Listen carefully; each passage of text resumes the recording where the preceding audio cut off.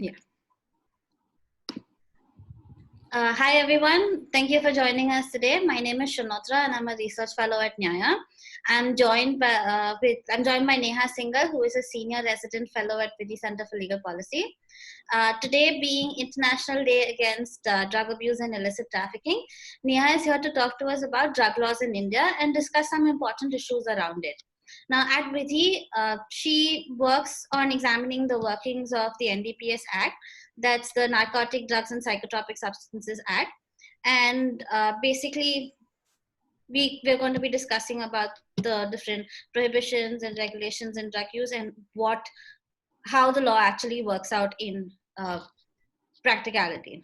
Welcome, Neha. Thank you for joining us. Thank you for having me. I'll just jump to the first question. Before we begin the talk, can you just briefly tell us about drug laws and regulations in India, how they came to be, and why are they so strict?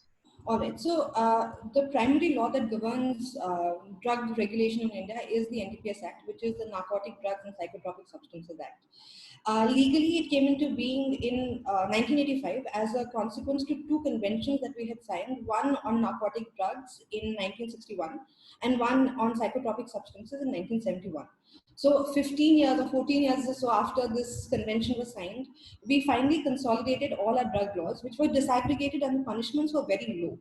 But around the mid-80s, there was an international fear of drug use and trafficking. So the international war on drugs had reached India as well. And the NDPS Act was a consequence to the international fear on war or the international war on drugs. Yeah. The thing about the NDPS, and when you ask why are the penalties so strict, is because NDPS truly embodies, at least in text, the spirit of deterrence. So deterrence, in theory, is based on three major principles, and this is the antiquated language, but celerity, severity, and certainty. So celerity is speed, which in the Indian justice system is hard to guarantee you because it's our system. Yeah. But penalty, like severity and certainty, is what makes this law so strict. So what they have done in terms of penalty is that you now have a mandatory minimum of 10 years imprisonment for trafficking. There are no questions on why and how and what. Strict liability makes the the certainty easier. So if you have strict liability offense where intention doesn't matter, so under the law, just possession is sufficient to constitute an offense. You don't have to prove why the person was carrying it, whether the person was a drug mule, whether the person is an addict. It doesn't matter. And so possession is all the police needs to prove, the prosecution needs to prove, and reversal of burden of proof, basically wherever in whichever provisions intent or knowledge is required, it is assumed under the law. That means that prosecution's job is made very easy under the NDPS Act.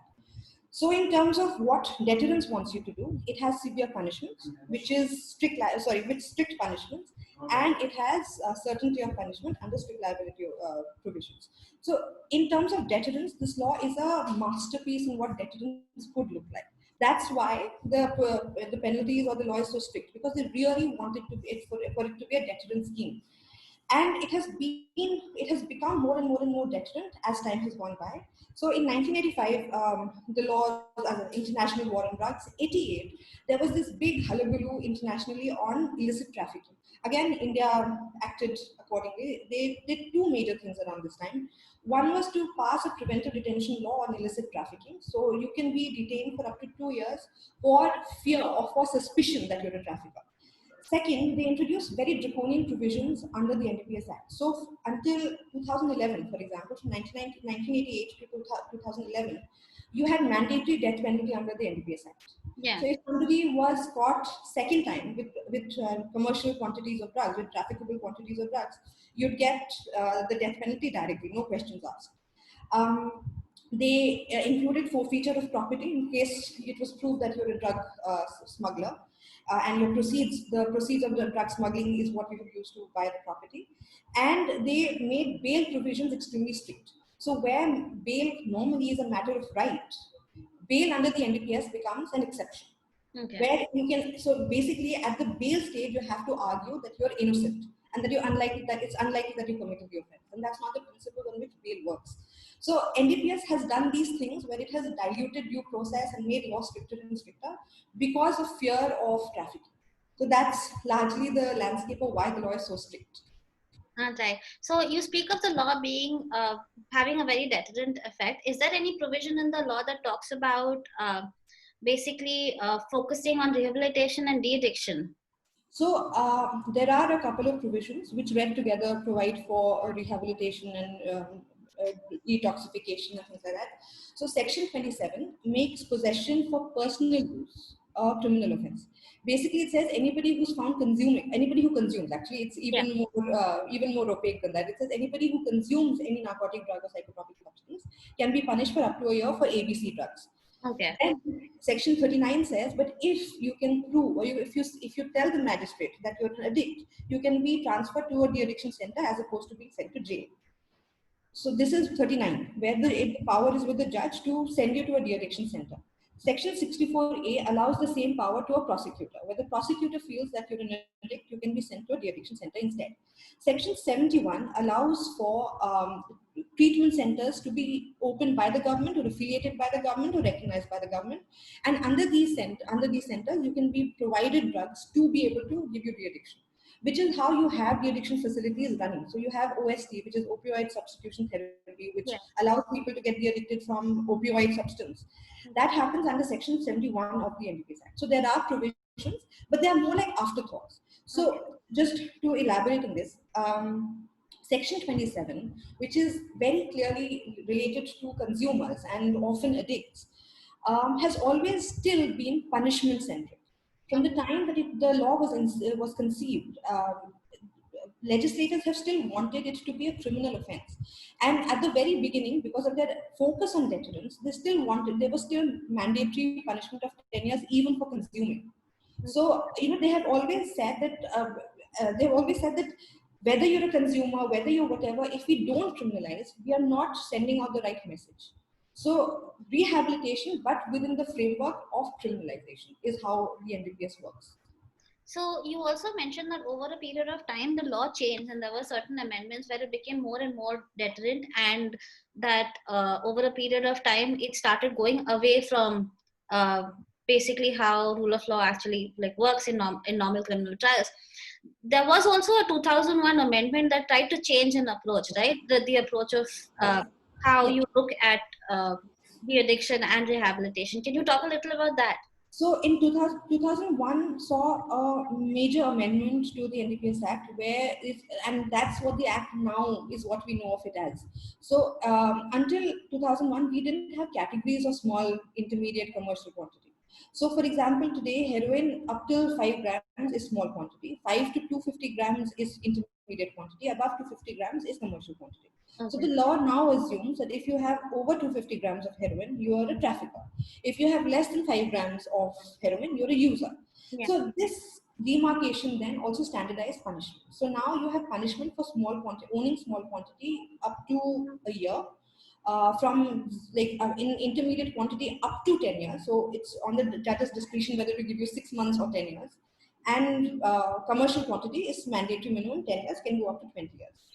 But this process was a very long and painful process.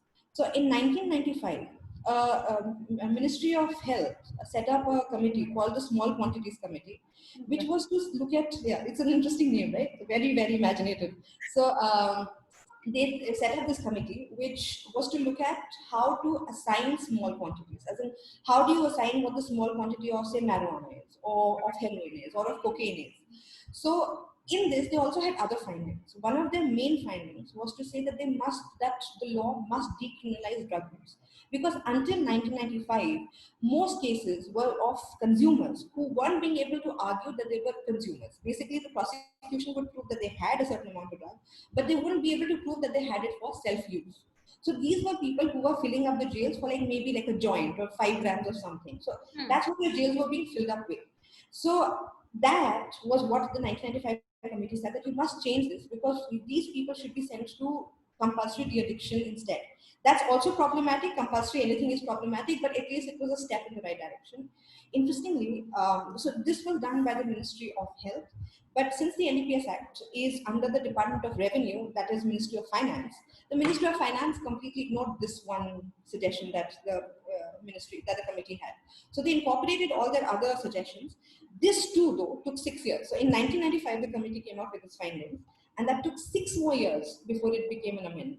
So it was a very long, drawn battle of civil society and health workers and doctors coming together to say this can't go on. So what you're saying is that there was a step in the right direction for making these quantities, like to demarcate who a user is and who a trafficker is, so that the user does not get penalized for just consumption. But of course, like they are getting penalized because there are still punishments for consuming. But at least they're not going to jail for 10 years, yes. Yeah. So there was a little change in attitude, but it wasn't completely, because it still kept it as a deterrent thing. Exactly. If you're keeping, even if you're going to make changes towards rehabilitation and de-addiction, but if you keep it within the scheme of deterrence, it's unlikely to pay dividends.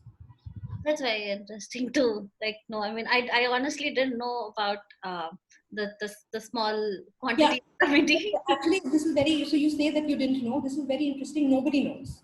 So the only reason we know is because we sort of harangued our way into the Ministry of Finance's back or beyond stash. So where we found this one report, okay, which had basically been lost to the world. It was kept next to a toilet seat. So there is a reason why nobody knows, because well, it's next to the toilet, abandoned toilet seat. So that's why we found it, but it happened. Yeah, it's also quite interesting to know that it actually comes under the Ministry of Revenue and not for something like, say, social justice or say. It comes under 5 ministries. Okay, all right. So the enforcement comes under MHA. The law itself comes under Ministry of Finance. Okay. Demand reduction comes under social justice. Okay. And 34 ministries. And de-addiction and treatment comes under health. So there are 4 ministries responsible for this law. Yeah, I'd imagine it to be health because it's more of a public health. I mean, as a person from the outside, like not in the government or not working on NDPS, would think of it as a public health issue. No, that you will only think of it as a public health issue if your focus is drug use. If your focus is trafficking, you will not think of it as a health issue, right? All right. Yeah. That makes much more sense. Okay, moving on to the next question. You worked in areas in Punjab, Mumbai, and Sikkim and got to examine different approaches that were taken by different states in dealing with cases under NDPS. Can you start by telling us a little bit about the work that you've done in these like cities, and basically which of these approaches have you found to be most helpful in tackling de-addiction? Like which of the states are actually winning on the war on drug abuse? Punjab and Bombay are limited by the NDPS Act. They can only work within the framework of NDPS Act. So I can tell you how the NDPS Act plays out in these two, in one state and one city. How we went about it is basically just collecting judgments over 3 years from across all the courts in Punjab, all the courts in Bombay, and analyzing the judgments and seeing the pattern of how the case is being handled by the police, by the judiciary, and who's being sent to jail and for what drugs, basically. That's what we've done in these two areas. So what we find in Punjab is that, well, the conviction rate is very high. It's about 90 something percent. I'd like to say 97, but maybe I'm wrong on that number, but it's over 90%. Over 90, yeah. And all the people who are being arrested and convicted are within the intermediate quantity category. All right. So, largely narcotic drugs like opium, marijuana, heroin also. These drugs get not very high punishments in Punjab, because if they start punishing these people for long prison terms, they're going to be filled with prisons because of the rate of addiction in Punjab. Yeah. They have fewer people being arrested for small quantity of a consumption. My guess is, because from whatever I've spoken to people in Punjab on my field visits, is that people are just carrying larger quantities on them because the addiction is just higher. They just need more quantities on them than the law thinks they need. Okay. So, but they are mostly users who are getting, but they don't spend too much time in jail. That's like a silver lining. On the other hand, what Punjab is seeing, which is an incredibly painful thing to see playing out, is that people who are addicted to pharmaceutical drugs, and this is like a category that I am using colloquially, it's not in the law, but pharmaceutical drugs like painkillers, laxatives, cough syrups, all of the things that we know people are addicted to, these usually end up getting 10 years in prison because the law got drafted so badly. And that basically what the law said, what I'm not getting into, basically there's a notification which says that when you're considering the quantity of a drug, you consider the entire quantity of the drug and not just the pure quantity, which means that if you have 100 grams of powder on you and only 40 grams is actually cocaine, you'll still get convicted for 100 grams and not 40 grams. So, even if you have 60 grams chalk powder, it will still be counted as 100 grams. So what that does is when you have pills or cough syrup, which has a micro dose of the prohibited substance and a large dose of something else, you are still going to go to jail for the entire quantity, even though the actual substance is going to be minimal. So what this has seen is a rising trend of people being sent for mandatory minimum 10 years imprisonment for carrying, say, 11 bottles of cough syrup. You will go to jail for 10 years with no questions asked if you have 11 bottles of cough syrup on you. Now that's dangerous. That's scary. This is the same problem that arose before the demarcation was made between yes. They have done all that, but with this one right? notification and not thinking it through, they have gone back to the same situation. Exactly. Oh, that's very. So that's what's happening in Punjab. Bombay is a whole different ballgame. Bombay now, so we moved from Punjab to Bombay because we saw, we started with Punjab because Punjab had the highest rate of arrests under the NDPS Act according to NCRB for many, many years. Then something changed in 2014. Suddenly, it became Maharashtra. Now, when you look at more, and so in 14, for example, I think Punjab had all of some 5 or 8,000 cases, and Bombay had 14,000, and that went up to 15,500, then something, then 20. So basically, Maharashtra has seen an upward trend of cases under NDPS Act since 2014, dramatically, from like 1,000 cases to 15,000 cases. Something clearly happened in 2014. So we had this, what was that point that changed 1,000 cases to 15,000 cases? Now, we have looked at various government orders and drawn connections, and then what we realized is that around that time, Maharashtra was facing a conviction and arrest crunch. Basically, the police were coming under fire from their home department for not arresting and convicting, getting enough people convicted. So they basically went after this law because Section 27, which provides for consumption of drugs, doesn't give you a procedure on how arrests are to be conducted. It just forgot how to do that. It just says whoever consumes a drug. Now that could mean anything. So what the police has done in Bombay, and so most of drugs from Maharashtra are actually just Bombay. You have 99% of arrests actually just in one city. So what the police does is anybody caught in any nukkad corner, whatever, smoking a joint is basically arrested in the morning, brought before the magistrate in the afternoon, made to plead guilty there and then sent back to the street. And the fines range, so no imprisonment, fines range from 100 rupees to 8,000, 9,000 rupees, depending on the court and maybe the magistrate's mood. So that's how this system is playing out in Bombay. Everywhere, conviction rates are high, arrest rates are high, on the face of it, deterrence is being met, but on these parameters. So that's what we find. Bombay is looking more to gain a higher number of convictions rather than actually focusing on de-addiction or rehabilitation. So I don't even think so. I don't think the problem in Bombay is actually that much of addiction as much as just the criminal justice system or the crime control. So they're looking to increase numbers of arrests and convictions, but nobody actually asks on the back of which law are they doing that. These people don't need the addictions. These people are basically smoking a joint at the end of the day. So if you're going to catch somebody smoking cannabis, maybe cannabis that grows on the road at 11 o'clock, and they're all, so from our database, they're all laborers. Now imagine a laborer who lives in some shanty or on the footpath, who's had a long day and is smoking a joint and gets arrested for that. They don't need de-addiction. They need to be left alone. So this is like a whole different thing that Bombay is doing. Okay. So that's Bombay. Sikkim is the antithesis of what's happening in Bombay. Like that's the kind of place that makes your heart warm and fuzzy because they're actually doing things right. And that's such a rare thing to see that you feel very, vindicated that somebody can do it. So in 2006, Sikkim came out with their own law called the Sikkim Anti-Drugs Act, SADA for short. They followed the NDPS scheme almost identical. It was almost identical because they had deviated from that. The law, I guess, would have been struck as ultra virus, something. They wouldn't have been able to go through with that law. So what they did do though, they kept diluting the provisions of criminalizing drug consumption over the years. They kept coming up with amendments year after year, playing with it, until in 2018 they completely decriminalized drug use. Complete decriminalization. Oh, that's a very stark difference from NDPS. Very stark. Yeah. And the thing is that they did this through the move, and the push for this was civil society. So civil society gathered consensus amongst high court judges, amongst the police, amongst the ministries, and then all of them came together to do this. So this was not a push which you had to do with some fancy paper. And they don't have, the interesting thing about Sikkim is that they have no documentation of all of this. Oh, So this is just spoken word. We went from person to person speaking and figuring out this is how things happen. They just did it. I think they bypassed bureaucracy. They bypassed a lot of things that causes roadblocks, and they just did this. And today, like, I went to this big ass police station in the middle of Gangtok. So, and the SHO, I straight, very indoctrinated, went straight to the one man that I saw. He was the junior most member. The senior most members were two women, which was like, oh, again, yeah. This is another feature of that city where most women and most people in power were women. So it was like a complete reversal of what I was used to. So, maybe and that's why it's doing so well.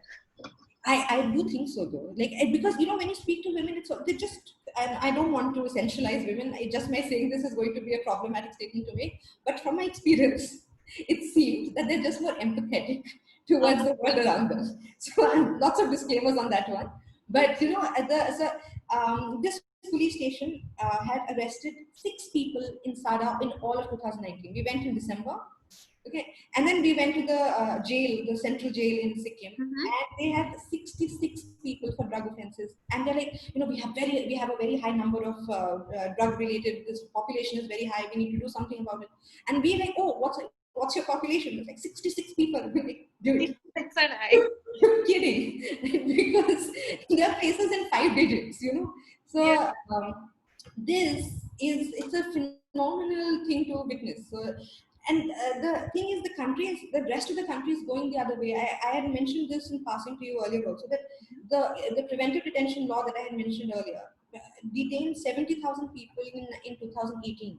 That's 70,000 people who we will not know why they got detained, because it's not open to public scrutiny. I don't know why they got detained. In some cases, maybe even they don't know why they got detained.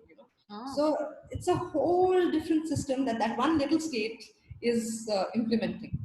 So, along with decriminalizing consumption, how has their focus on rehabilitation of addicts been? Like, have they They've been good concentrated with more this. efforts there?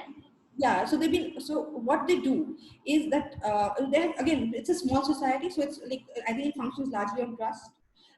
So when a police officer arrests somebody who's found with drugs Mm-hmm. and gauges vaguely that this person looks more like a drug addict user than like a seller, they call in these NGOs for like counseling.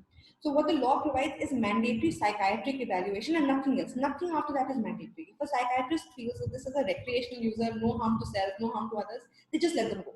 No problem. Just go. All right. So this whole nexus of calling an NGO person, speaking to this person, then deciding whether he needs to be sent to a hospital, whether he just needs to be left alone, whether he just needs a family unit. A lot of people are doing drugs out of desperation. And because all of these NGO people are ex-drug addicts, they know where the desperation is coming from. So they have these tight community links. They do musical events together. So they're just tight-knit. And that's how they're approaching rehabilitation. They're just creating, social units.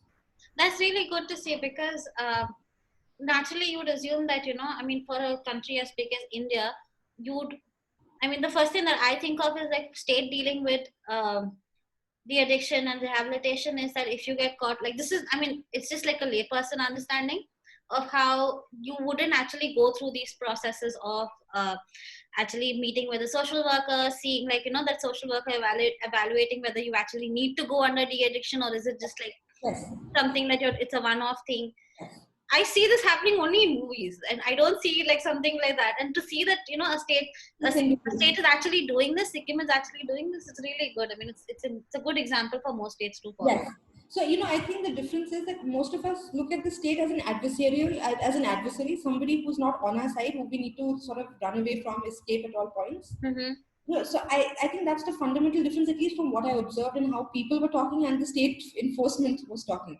that they don't look at each other as adversaries. They look at each other as being invested in the welfare of the state together. So I think that's the difference between what you think as a layperson, saying, shit, I need to escape the police and not get into trouble, versus something, the police might actually help me. That's the fundamental difference between from what I observed. That's very interesting to note, because I mean, honestly, I hadn't thought about this before. And bringing me to my last question on a similar issue, we spoke a lot about decriminalizing drug consumption. What are your thoughts on it for like NDPS as like a whole? Like, do you think all of it should be decriminalized, or do you think there should be like some sort of another method implemented too? No, I am very strongly in favor of decriminalizing completely of all drugs, no questions asked. So Uh, there are some drugs, right, that are more harmful than the other ones, where like they're not just like, so there's, I think the word the law uses is controlled substances or psychotropic substances taken in larger amounts over recreational drugs. Do you think that if you decriminalize the consumption of these, won't it pose a larger public health crisis for the state then? the issue, and this is what you're asking, and it's so this way of thinking has been so ingrained in our thinking that when we're trying to engage with this, we still think within the same model. This is exactly what they were saying in 1985, right? That Okay. if you decriminalize drug use, it will encourage people. It will say that the state gives tacit consent. The thing is, let's imagine you're addicted to, say, cannabis versus addicted to heroin, right? Obviously, cannabis is a lot less harmful Yeah. than. Yeah. Thing is, I am an addict, I am a patient, whether it is of this or that. Should I be sent to jail for any? As in, if I am suffering for having injected this in my body, should I be sent to jail? Whether I'm, injecting myself with, like, gas and fluid, I don't know. The thing is that I need help. And the Mental Health Act, which is I think the 2017 Act, recognizes addiction as a mental health issue. Now, if one law is saying that this is a mental health issue, another law is saying, but for this mental health will send you to jail. It doesn't matter what the drug use is. So we need to think a little more broadly that if it is a health issue, if we have recognized it as a health issue, then it doesn't matter what the drug is. Okay. And another thing which I think we miss as lawyers, and I really want to, so, adulteration. And this is something that a lot of cannabis users also need to be careful about. That adulteration sometimes can be a very serious problem. When you have a prohibiting model, like a model based on prohibition. For example, when we spoke to doctors in Bombay, they told us that a lot of people were now coming to them for hash addiction to hash, which I found strange because I hadn't in my research heard that you could be addicted like that to hash. Okay. So what they said was that hash was being adulterated with benzodiazepines. Now benzodiazepines are very very addictive, but benzodiazepines give you the same high, but you'll have to use that much as opposed to you're basically cutting the hash with Yeah. benzodiazepines. Okay. So you're also if you decriminalize drug use and see it as treatment, you can actually get them better treatment. They can understand what it is that they're being addicted to. And imagine you've been caught with hash, which is now adulterated with benzodiazepine. Now, cannabis has been decriminalized, use of cannabis has been decriminalized, but in the forensic report, they'll say, but you were using benzodiazepine. For this, you could go to jail. Like, imagine, because you see, law doesn't work in a vacuum. One thing when you do is going to have a spiraling effect. So it has to be cleaner than that. So even if you decriminalize certain drugs, they can't operate in silos, as you say. Like, No. it is going to be that one particular drug may be adulterated with another, and you may not realize it. You may Yes. take it thinking Yeah. that cannabis is legal, but on the other hand, Exactly. get convicted for some drug that you didn't even think you were taking. You were using exactly. So it's kind of like a very unfair battle that you would be Yes, so doing. you Yeah. know this, right? This is what's happening in the US. So there are people dying of fentanyl, which is this hyper opioid, which is what they use to cut heroin with. So people who think they're injecting like this amount of heroin have also injected a certain amount of fentanyl, which can be fatal. So the adulteration is causing death. Fentanyl is causing death, not heroin per se. So this is something we need to be very careful about. Adulteration kills more than the drug itself. No, that's like, I mean, it's good to like understand that decriminalizing all drugs actually helps a bigger picture of de-addiction, where state also, like the state governments can also focus more efforts into, as we see in Sikkim, Yes. Yes. into de-addiction rather than actually like focusing on punishing people. Like it's necessary to understand that it's a medical issue that people are dealing with. Correct. Absolutely. Absolutely. But let's hope for a better day when that what Well, actually is implemented. actually, then whenever they come. Yeah, I believe this is the end of our session. And thank you so much for all the information that you gave us, Neha, today. It's like so many things were new to me. I mean, even though I've like studied the NDPS Act for Nyaya, I didn't know so many nuances of the law, like so many things that go on in different states. And yeah, I'm sure many of our followers have also enjoyed it. Thank you so much for Yeah, joining this was fun for me too. My work, somebody's listening. it's great. So Neha is also an author of the report called Addict to Convict, which examines the working of the NDPS Act in Punjab. It's available on the Vidhi website. Do have a look. And if you have more questions, you can always ask us under this video. Or we have this tab on the Nyaya website called Ask Nyaya. You can drop us a question and we'll forward it to Neha if you have any specific questions that you want to ask. Happy to answer. All right. Thank you, Neha. Thank you. Thank you for having me.